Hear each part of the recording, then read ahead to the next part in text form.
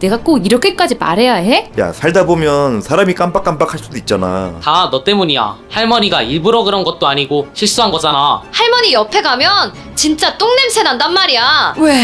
내가 왜? 불의에 뭘 올려놨던 거지? 나만 나쁜 년 만들지 말고 우리 현실 얘기하자고요. 네?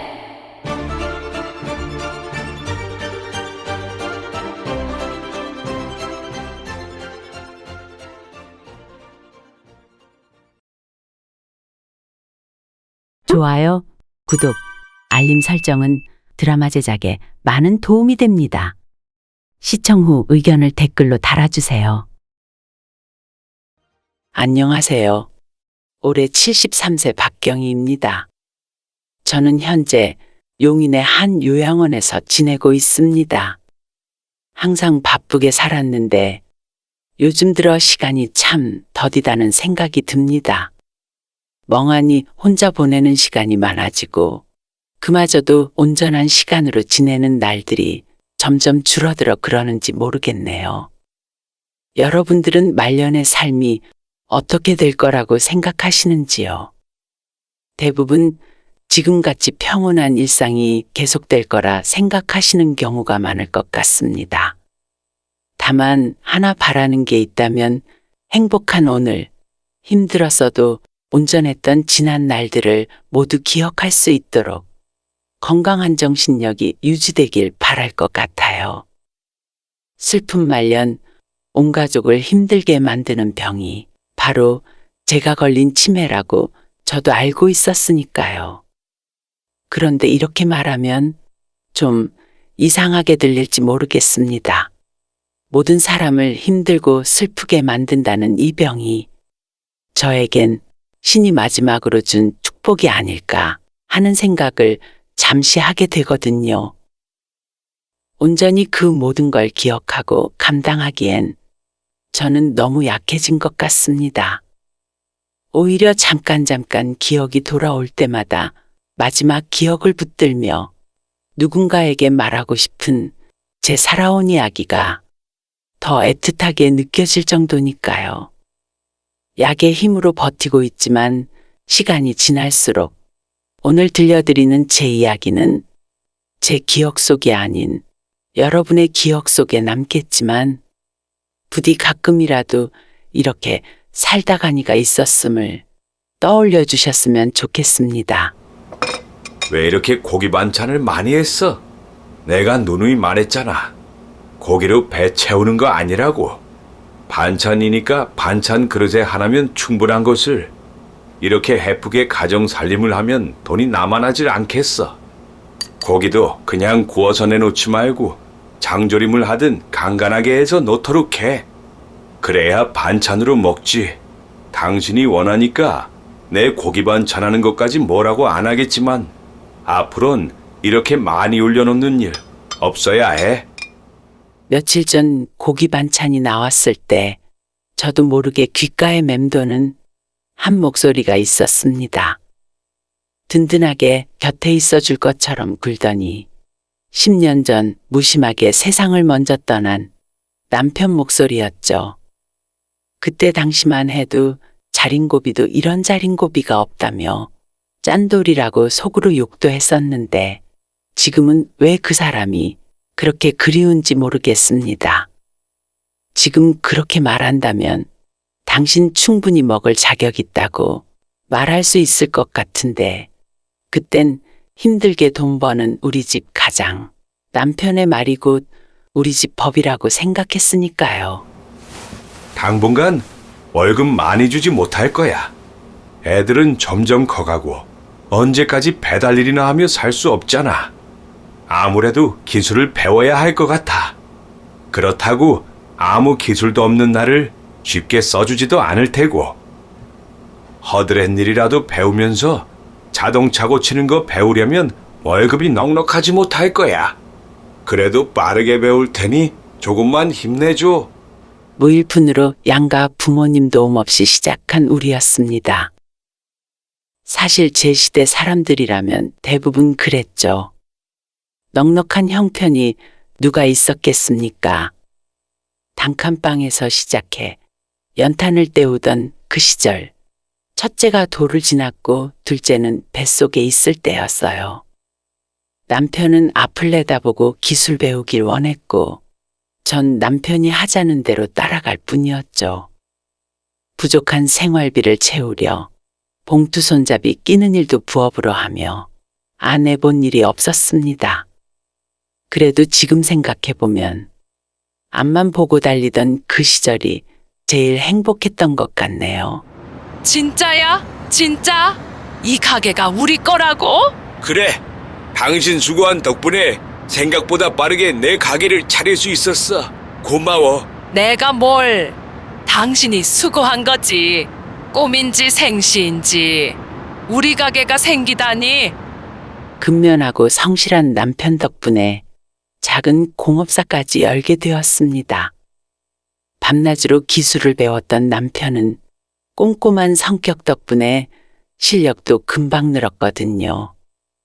월급이 올라가면서 저축도 제법 할 수 있었죠. 그러더니 남 밑에서 언제까지 있을 수 없다며 가게를 열게 되었어요. 그때 당시만 해도 제가 살던 동네에 공업사는 없었고 시내로 나가야 했거든요. 물론 동네에 차를 몰고 다닐 수 있는 사람도 많지 않았지만요. 하지만 한 해 한 해 시간이 지날수록 사람들은 너도 나도 자동차를 사기 시작했죠. 자동차를 구매하기 전부터 동네에 있던 남편 공업사는 자연스레 동네 사람들을 단골로 맞이하게 되었죠. 돈은 버는 것보다 어떻게 쓰느냐가 중요한 거야. 힘들게 번 돈 흥청망청 쓰면 씀씀이가 커져 일하기도 싫어져. 꼭 필요한 것만 쓰고 나머진 모아야 해. 나중에 필요할 때 사용하려면 저축이 살 길이야. 그래도 여보, 이제 쓰면서 살아도 돼요. 작은 공업사가 이렇게 커졌는데 당신이 돈 안 쓰면 누가 쓴다고. 저승 갈 때 가져갈 것도 아니고. 이 사람이 그래도 나중에 애들한테 손 안 벌리려면 부지런히 모아야지. 아이고 이 사람아, 애들한테 손 안 벌리고 우리가 천년만년 살 것도 아니고 이만하면 충분하지 뭘 그래. 작았던 공업사는 차량이 많아지는 만큼 점점 더 몸집을 키워갔습니다. 어느새 남편 밑으로 5명의 직원을 둘 정도로 입소문이 나서 다른 지역에서까지 차를 맡기러 올 정도였죠. 하지만 남편의 짠돌이 근성은 여전했습니다. 반찬이 많지 않았어도 아무 문제 없이 밥 잘 먹었고 좋은 옷을 입지 않았어도 지금까지 사는데 지장 없었다는 게 남편 말이었거든요. 처음엔 저도 그 말이 이해되지 않고 싫었는데 차츰 익숙해졌습니다. 아파도 오전에 출근해 자신이 할 일은 하고 말았던 남편. 행동과 말이 일치했기에 저도 모르게 고개를 끄덕였던 것 같습니다. 이게 우리 건물이라고? 정말? 정말? 내가 언제까지 일을 할 수 있는 것도 아니고 은행이자 해봤자 많이 받을 수 없잖아. 자고 치러 오는 사람들 이야기 들어보니까 이렇게 다세대라도 가지고 있으면 나중에 월세도 받고 훨씬 좋다고 하니까. 그렇게 60을 바라보는 나이에 다세대 빌라 주인이 되었습니다. 그때의 그 감격은 이루어 말할 수 없을 것 같아요. 정말 단칸방에서 시작했는데 이렇게 많은 세대가 사는 건물의 주인이라니. 남편 말대로 고기 조금 덜 먹고 좋은 옷 안 사입길 잘했다는 생각이 저절로 들었습니다. 그리고 한편으론 남편이 정말 대단한 사람이라고 생각했어요. 묵묵히 앞만 보고 달려온 사람. 처자식 굶기지 않으려고 자신의 인생 모두를 걸고 열심히 산 사람. 요즘 사람들 말로 다정한 남편은 아니었지만 이렇게 든든한 남편도 요즘 세상에 없다고 생각합니다. 그래서 그때 처음으로 행복한 노년을 잠깐 상상했어요. 아이들도 어느 정도 컸고 두런두런 빌라 청소도 해가며 시간을 보낸다고 말입니다. 여보, 이게 무슨 일이야? 눈 떠. 눈 뜨라고. 우리 노년 편하게 살자고 그렇게 이를 악물고 애쓰더니 이렇게 눈 감으면 나는 어떻게 하라고. 연락을 받고 출동했지만 이미 시간이 너무 지나 저희도 어떻게 할 수 없었습니다. 몇 달 후 유난히 더웠던 여름. 허망하게 남편은 하늘로 떠나버렸습니다. 차 밑에서 차 수리를 평소처럼 했을 뿐이었죠. 하지만 그날은 유독 더웠고 남편은 더 이상 젊은 나이도 아니었습니다. 길 가다 쓰러졌다면 발견이 더 빨랐을까요? 지금도 아주 가끔 그런 생각을 합니다. 그랬다면 휠체어를 타고 있을지언정 살아서 제 옆에 있지 않았을까 싶거든요. 하지만 남편은 차량 밑에서 차 수리를 하고 있었죠. 그래서 정신을 잃고 쓰러졌지만 발견이 늦었고 구급대가 와도 아무런 소용이 없었던 거였습니다. 그렇게 허망하게 먼저 떠나버린 남편. 남편이 떠난 후 남편의 빈자리는 더 크게 다가왔습니다. 여보, 당신이 없는데도 매달 10일이면 어김없이 월세가 들어오네요. 산 사람은 어떻게든 산다고 이렇게 해주려고 그렇게 평생 먹고 싶은 거 못 먹고 좋은 옷 한 벌 못 해 입었네요. 고마워요. 당신 아니었으면. 그렇게 남편이 떠났어도 매달 월세는 꼬박 들어왔습니다. 월세가 들어올 때마다 남편의 빈자리가 그리웠고 다달이 쌓이는 돈을 어떻게 써야 할지 몰라 그저 모아두기만 했습니다. 그러다 자연스레 쓸 곳이 생기기 시작했어요. 남편이 살아 있었다면 어쨌을지 모르지만 평생 남편의 습관을 따라 나 자신에게 돈 쓸 줄 몰랐던 저는 자연스레 자식들에게 그 돈을 쓰게 되었죠. 큰 아들이 결혼한다고 했을 때였습니다. 엄마, 집을 알아보고 있는데 돈이 좀 모자라네. 얼마나 부족한데. 한 3천만 원 정도 모자라는 것 같아. 그 정도면 집을 살 수 있는 거야? 아니요. 그 돈으로 전세 구하려고 그래요. 그럼 작은 평수로 아파트 하나 알아봐. 큰 평수는 못 해주지만 그래도 전세랑 내 집은 다르니까. 아들 눈이 휘둥그레지더군요. 생각지도 못했을 겁니다.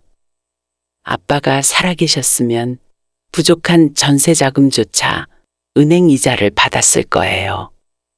그래도 은행에서 더 대출 받지 못했다니 많이 고마워했겠죠. 딱 거기까지가 아들이 생각했을 텐데 그 이상을 선뜻 해준다는 말에 고맙다는 말보다 놀라움을 표현하는 아들이었습니다. 전 오히려 그 모습이 고마웠습니다. 바라지 않고 자신의 것이 아니라고 생각하는 그 마음이 남편 뜻대로 바르게 컸다고 생각했습니다. 여보, 오늘 우리 아들이 집 장만하는 걸 도와줬어. 당신이 살아있었으면 미쳤냐고 목에 핏대를 세울지 모르겠네. 그래도 난 그렇게 해주고 싶어. 우리 맨 땅에서 아무것도 없이 시작하느라 너무 힘들었잖아. 당신이 평생 그렇게 아껴서 모은 돈, 우리 아들 편하게 살면서 아빠에게 고마워했으면 좋겠어. 그래도 괜찮지?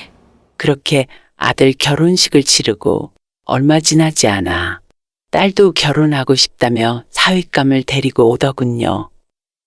공무원 집안에서 자란 듬직한 사위를 보니 마음이 놓였습니다. 평생 짠돌이 아빠 밑에서 정해진 규칙처럼 살아온 딸 아이가 항상 마음이 쓰였죠. 혹시라도 궁상맞게 보인다고 구박하면 어쩌지 싶은 노파심이었겠죠. 물론 흥청망청 써대는 아이가 아니라 예쁨을 받을 거라는 막연한 기대는 있었습니다. 그래서 늘 어떤 집안에 시집 갈지 걱정했는데 좋은 집안으로 시집 가게 되어 마음이 놓였던 거죠.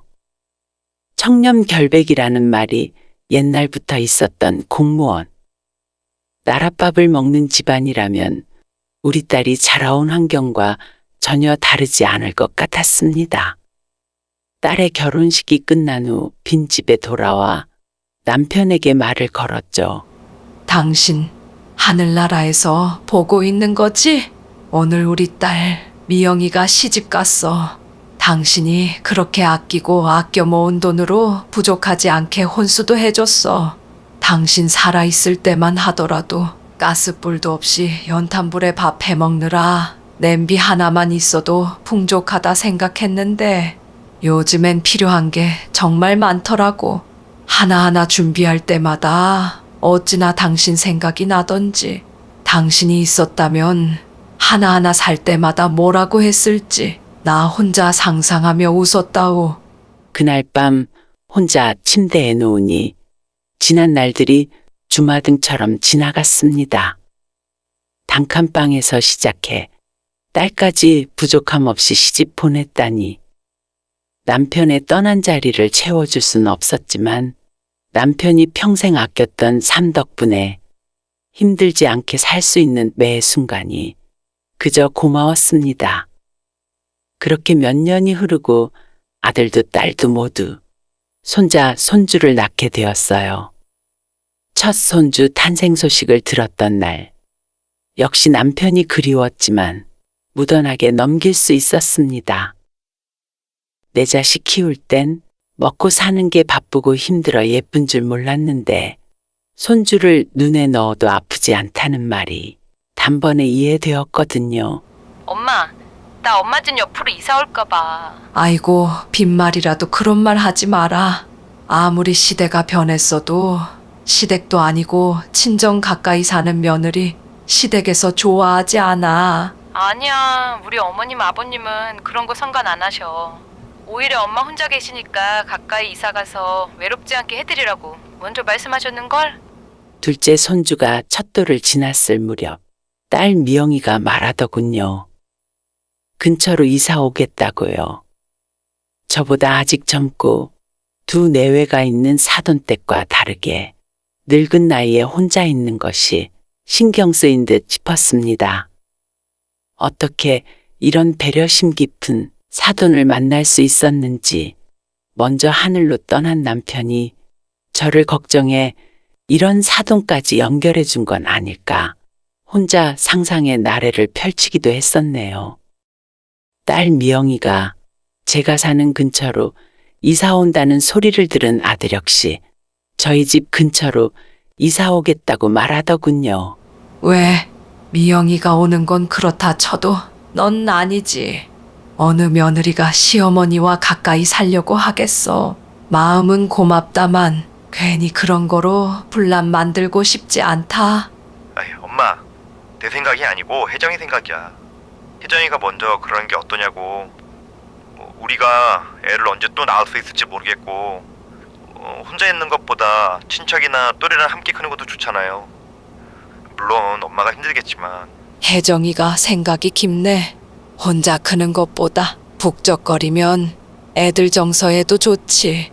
내가 힘들어도 뭐 얼마나 힘들겠어. 애들이 맨날 어린 것도 아니고. 그렇게 생각지도 않았던 노년의 즐거움이 저에게도 생겼습니다. 자식들 결혼시키면 제 할 일이 끝났다고 생각했거든요. 아들과 딸이 제 집 근처로 이사 오면서 무료했던 일상이 더 바빠졌습니다. 평생 자식들을 키우며 짠돌이 남편 때문에 하고 싶은 걸 해주지 못했다고 생각했어요. 그래서 늘 미안했는데 이렇게 손주들을 키우며 그때 못해줬던 것들을 해줄 수 있다는 생각에 너무 행복했습니다. 손주 반찬을 만들면서 설레었던 마음은 깜빡깜빡하는 지금도 가끔 생각납니다.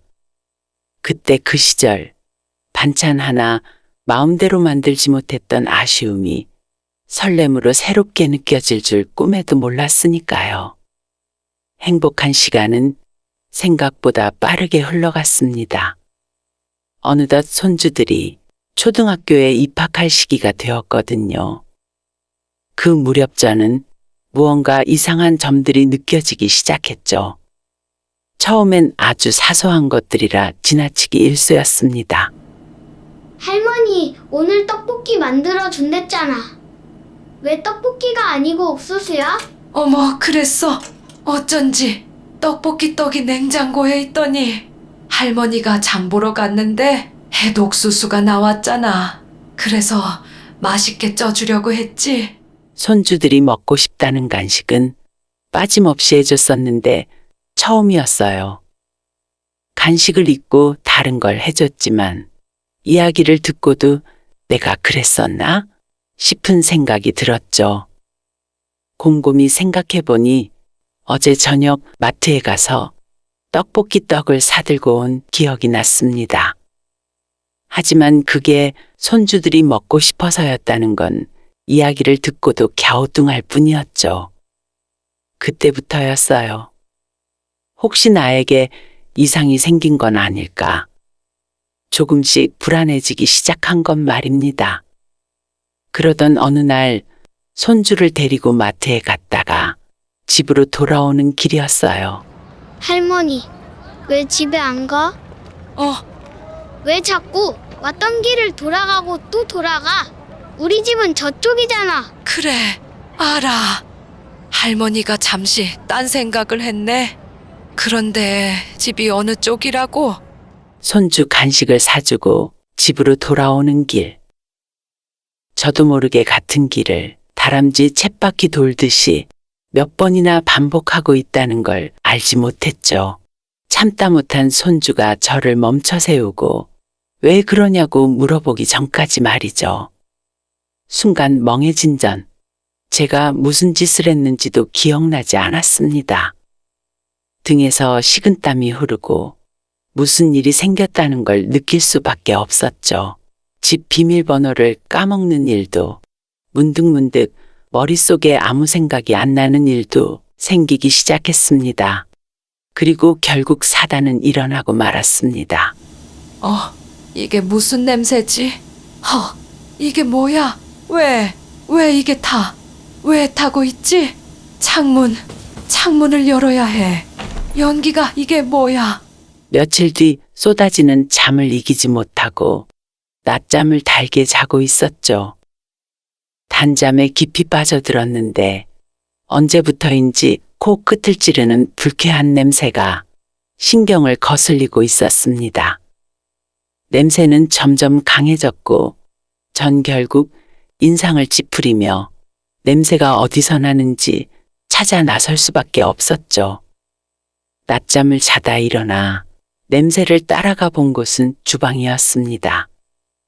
주방 냄비에서 무언가 타고 있었고 검게 그을린 냄비는 열을 받을 대로 받아 조금만 늦게 발견했다면 집을 홀라당 태워버릴 수 있을 정도로 위급한 상황이었습니다. 대체 내가 왜 불위에 뭘 올려놨던 거지? 왜? 기억하려 애썼지만 도무지 떠오르지 않았어요.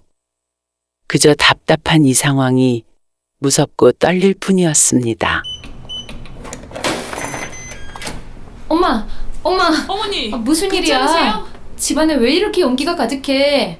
그때 손주와 손녀 손을 잡고 아들 내외와 딸 내외가 집으로 왔습니다. 집으로 들어오자마자 집안 가득 배인 탄냄새에 놀라더군요. 주방으로 가 검게 타버린 냄비를 보고서 무슨 일이 벌어지는지 짐작하는 것 같았습니다. 아마 며칠 전 손주 손을 잡고 집으로 돌아오지 못해 같은 곳을 몇 번이나 맴돌았던 이야기도 들었겠죠. 제가 할 수 있는 건 아무것도 없었습니다. 나는 괜찮다는 말을 하고 싶었지만 괜찮지 않았거든요. 무슨 일이라도 생길까봐 무서웠고 두려웠습니다. 그날 전 가까운 딸네 집으로 가게 되었어요. 탄 냄새가 온 집안에 배어 며칠 냄새를 빼야 했거든요. 딸네 집 작은 방에 누워 잠을 청하는데 잠이 오지 않았습니다. 제가 자는 줄 알고 저의 안위를 걱정하는 아들과 딸 내외의 말들이 또렷하게 들렸죠. 어떻게 할 거야? 어떡하긴 뭘 어떻게 해. 엄마, 이대로 혼자 두는 거 위험하잖아. 그러다 빌라 홀라당 다 타버리면. 유산 못 물려받는 건 그렇다고 쳐. 새 들어 사는 사람들 보상해주다가 거덜나면 어쩌려고 그래. 내가 꼭 이렇게까지 말해야 해? 야, 살다 보면 사람이 깜빡깜빡할 수도 있잖아. 너무 오버하는 거 아니야? 병원에 가서 치매 확진 받은 것도 아니잖아. 가뜩이나 심란한데 그렇게 앞서가지 말자. 똥인지 된장인지 꼭 찍어봐야 알아? 전에 없던 증상 하나씩 나오면 뻔한 거지. 왜 이래? 나만 나쁜 년 만들려고 작정했어? 오빠, 우리 좀 솔직해지자. 어? 하늘도 무심하시지. 깜빡깜빡하게 만드실 거면 이런 순간 깜빡하게 만드시지 왜 더 또렷하게 만드는지 모르겠다는 생각을 했습니다. 방문은 닫혀 있고 거실에서 하는 이야기라 잘 들리지 않는 게 오히려 더 맞을 텐데 정막이 흐르는 순간 내뱉는 숨소리마저 제 귀에 너무 또렷하게 들리더군요. 제가 인정하기 싫은 것처럼 아들 역시 제가 치매라는 걸 인정하기 싫은 눈치였죠. 하지만 딸 말대로 이미 벌어진 일을 눈 가리고 아웅할 수도 없는 노릇이었죠. 재판을 기다리는 죄인처럼 자식들이 어떤 결정을 할지 묵묵히 듣고 있을 수밖에 없었습니다. 그리고 더 위험해지기 전 아들네 집에서 반년, 딸네 집에서 반년씩 지내는 것으로 이야기가 마무리될 쯤 저도 모르게 잠이 들었던 것 같습니다. 그렇게 얼마간의 시간이 지났을까? 딸네 집에서 TV를 보고 있는데 갑자기 배가 고팠어요. 미영아, 오늘 점심 멀었어? 박서방 어디 나갔니? 나가서 뭐 사 먹을까? 점심시간이 한창 지난 것 같은데 점심을 먹자는 소리가 없어 먼저 말을 걸었습니다. 뒷방 늙은이가 된 것 같아 마음이 아팠고 이젠 식사마저 차려주지 않는 건가 서운하기도 했지만 최대한 담담하게 말을 했어요. 그런데 그런 제 마음과 다르게 딸 미영이는 놀란 눈으로 저를 쳐다보고 있었습니다. 엄마, 방금 점심 먹었잖아. 기억 안 나? 아님 벌써 소화가 다 된 거야? 순간 멍해졌습니다. 배가 고프다고 꼬르륵대는 내 배, 거짓말을 하는 것 같지 않은 딸아이의 표정에서 병이 더 심해졌음을 느낄 뿐이었죠. 애써 아니라는 말로 다시 방으로 들어갔습니다. 가을이라 입맛이 도는지 벌써 소화가 다 된 것 같다고 둘러댔지만 딸 미영이의 눈에 걱정이 가득한 게 보였죠. 방문을 닫고 주저앉아 멍하니 있었지만 무거워진 마음을 숨기긴 어려웠습니다. 그리고 며칠이 흘렀을까. 아침부터 기분이 한껏 들떠 있었어요. 손주가 피아노 학원에서 발표가 있다고 했거든요. 아침부터 일찍 일어나 옷을 곱게 차려입고 거실에 앉아 기다리고 있었습니다. 할머니 오늘 되게 예쁘다. 약속 있어? 오늘 우리 손주 피아노 연주회 날이잖아. 할머니가 얼마나 기다렸다고? 한껏 멋부린 저를 보며 의아해하던 손주 얼굴이 이내 굳어졌습니다. 이미 한 달 전에 연주회를 했고 은상을 받아 제가 정말 기뻐했다는 말도 했죠. 믿을 수 없다는 표정으로 서 있던 저에게 손주는 자기 방으로 들어가 상장과 트로피를 보여주기도 했습니다. 저는 그저 웃어넘겼지만 마음 한구석이 아파왔습니다. 그리고 손주 뒤에서 걱정과 안타까움이 뒤섞인 딸 미영의 시선을 고스란히 받아야 했습니다. 그런 일들이 생겼지만 시간은 빠르게 흘렀어요.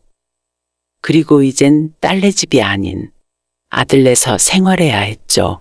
여보, 화장실이 어디였지? 자다가 화장실 가고 싶어 일어난 저는 갑자기 화장실이 어딘지 기억나지 않았습니다. 그리고 생각했죠. 다세대 빌라에 이사한 지 얼마 되지 않아 그렇구나 하고 말입니다. 혼자 피식 웃으며 주위를 두리번거릴 때였어요. 거실에서 작은 소리로 TV를 보던 아들이 놀란 얼굴로 달려왔습니다. 엄마, 괜찮아? 화장실 이쪽이잖아. 순간 두려움이 생기기 시작했어요. 기억을 깜빡깜빡하다 못해 내가 지금 어디서 무엇을 하는지 기억 못한다는 현실이 버거워지기 시작했습니다. 그런 나날들이 반복되었지만 전 어떤 결단도 내릴 수 없었어요. 아니, 어쩌면 내리고 싶지 않았는지 모르겠습니다. 누구나 마지막은 가족들과 함께 따뜻한 집에서 보내고 싶을 테니까요. 저 역시도 조금씩 사라져가는 기억을 붙잡으며 지금은 아니라고 애써 말하고 싶었는지 모르겠네요. 하지만 김병에 효자 없다고 자식들은 지쳐가고 있었습니다. 알고는 있었지만 외면해 왔던 일이 눈앞에 펼쳐지고 말았거든요. 지가 학교 끝나고 왔나 보네. 할미 깨우지 않고 누구랑 이렇게 심각하게 이야기하노. 낮잠을 자고 일어났는데 집에는 아무도 없는 것 같았어요. 다시 누워 잠을 청하려는데 손녀 지희가 들어왔죠. 시계를 보니 학교 끝나고 학원까지 다녀온 것 같았어요. 좀 있으면 익숙한 목소리로 할머니 하고 방으로 들어올 거라고 생각했는데요. 아니었습니다. 누군가와 싸우는 듯한 목소리가 들렸거든요. 그리고 이내 그 목소리는 손자 지혁이라는 것을 알게 되었습니다. 그게 왜 나 때문이야? 내가 거짓말한 것도 아니고. 그거 따지려고 나 따라온 거야? 다 너 때문이야. 할머니가 일부러 그런 것도 아니고 실수한 거잖아. 너가 그런 말만 안 했어도 아빠나 고모가 할머니 다른 데 보낸다는 소리 안 했을 거라고. 내가 뭐 어쨌다고 그래. 할머니 옆에 가면 진짜 똥냄새 난단 말이야. 잘 씻고 다니라고 말한 게 뭐 잘못이라고 자꾸 나한테만 뭐라고 해. 한참을 멍하니 앉아 눈물만 흘렸던 것 같습니다. 아무 말도 할 수 없었거든요. 언제부턴가 저도 모르게 자꾸 실수하고 있었어요. 기저귀처럼 성인용으로도 잘 나와서 그걸 차고 생활했기에 괜찮다고 느꼈죠. 하지만 기저귀를 갈기 전 소변 냄새가 날 수 있었고 저에게 말하지 않았기에 손녀가 모를 거라고 생각했어요. 하지만 그 말을 제가 아닌 딸에게 했던 모양입니다. 제 증상이 심각해진다는 걸 느끼고 아마 아들과 상의했겠죠. 제 처지와 자식들의 입장, 모든 것이 교차되며 제 주변을 정리해야겠다고 생각했습니다. 그래, 서운하게 생각하지 말자. 하늘이 내게 주신 마지막 기회겠지. 그나마 있는 재산 정리 안 하고 남편처럼 갑자기 내가 죽기라도 하면 싸움 날 수도 있고 괜히 애꿎은 자식들 힘들게 하지 말고 어디 요양원이라도 들어가야지. 그동안 애썼는데 내가 뭐라고 할 수 있겠어. 그 길로 일어나 부동산 김 씨를 찾아갔습니다. 다세대 빌라 주인이 되던 순간부터 지금까지 세입자를 관리해준 고마운 부동산이었어요. 김 씨 역시 오래도록 한 동네에 살고 있어서 잘 알고 있었고 제가 깜빡깜빡한다는 걸 알자 걱정되는 마음에 알아서 관리해준다고 먼저 말해준 사이기도 했죠. 김 씨에게 말해서 아들과 딸에게 반씩 월세를 돌려놓을 생각이었어요. 제가 요양원으로 들어가면 어차피 월세를 쓸 곳도 없는데 자식들이라도 편하게 살았으면 하는 마음이었죠. 그런데 부동산 문이 굳게 닫혀 있었습니다. 이상하네. 김 사장님이 어디 가셨나? 전화도 안 받고. 박 여사님, 오랜만이에요.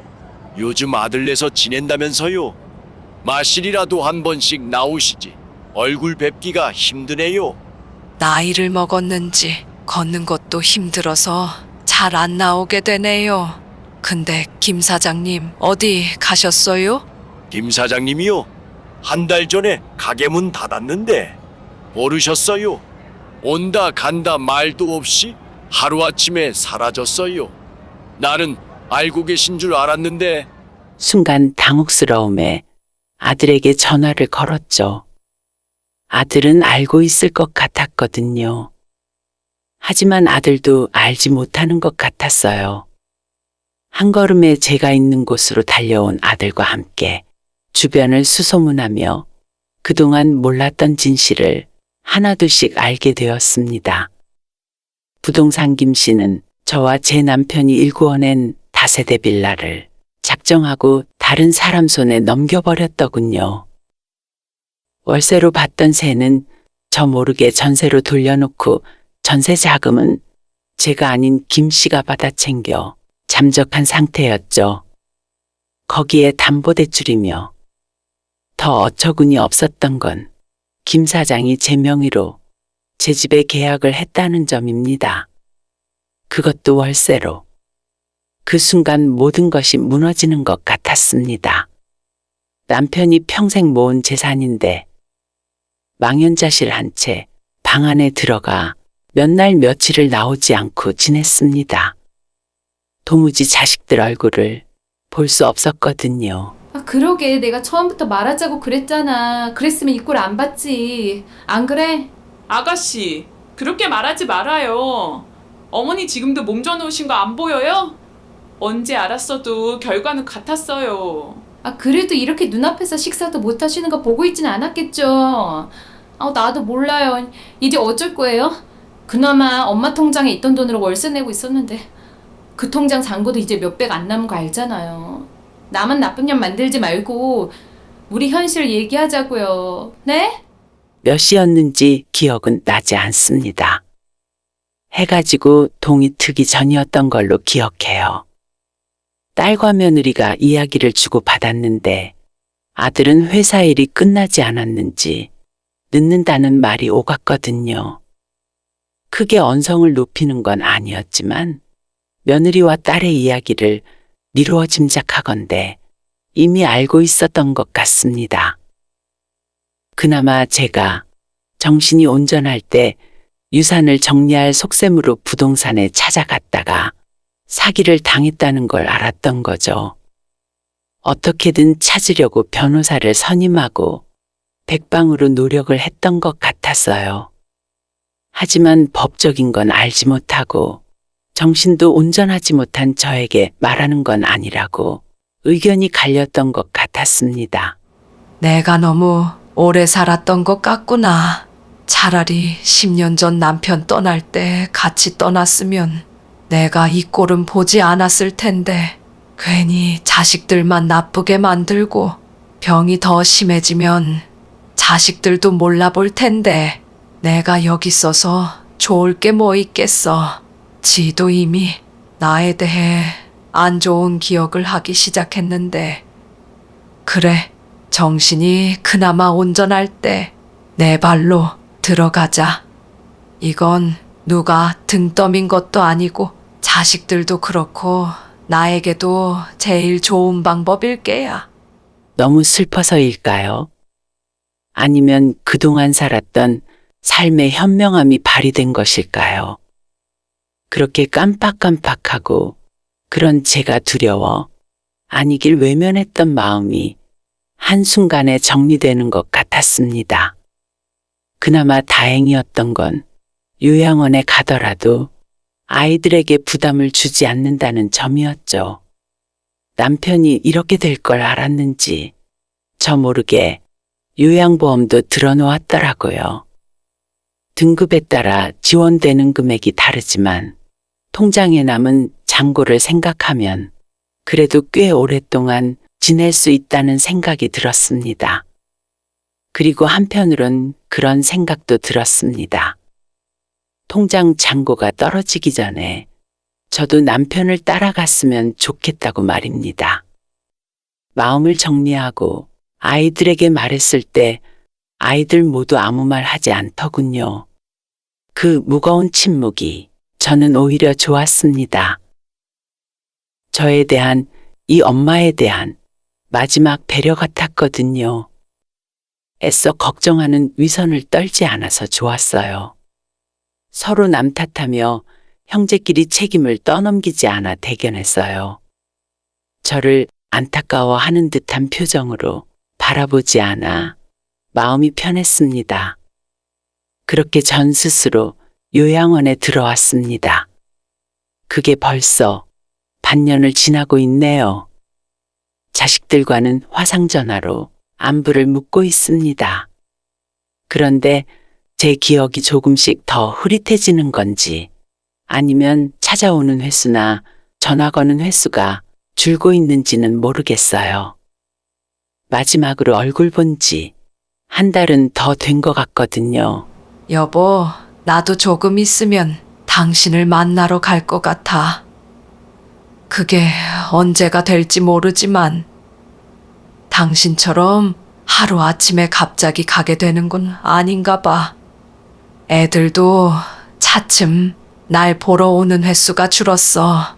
그게 아니라면 내 기억력이 좀 더 깜빡깜빡 하는 거겠지. 그래도 다행인 건 난 이렇게 아이들과 헤어지는 시간이 있네.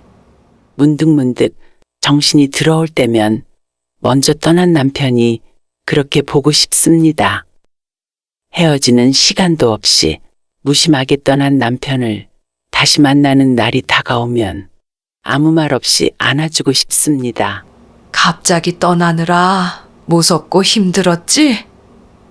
먼 곳에서 바라만 보느라 가슴 졸이며 답답했을 거야. 애썼어. 이제 온전히 우리 둘만의 시간을 보낼 수 있겠네. 그때가 언제인지 모르지만 남편 손잡고 편안하게 웃었으면 좋겠습니다. 두서없이 써내린 글이지만 끝까지 들어주셔서 감사합니다.